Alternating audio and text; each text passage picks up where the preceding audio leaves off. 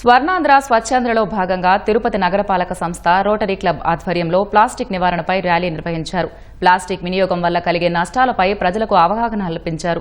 Plastic free state థీమ్తో rally జరిగింది. తిరుపతిని plastic రహితంగా మార్చేందుకు ప్రతి ఒక్కరూ ముందుకు రావాలని పర్యావరణ ప్రేమికులు పిలుపునిచ్చారు. ప్లాస్టిక్ వినియోగాన్ని పూర్తిగా తగ్గించాలని విజ్ఞప్తి చేశారు.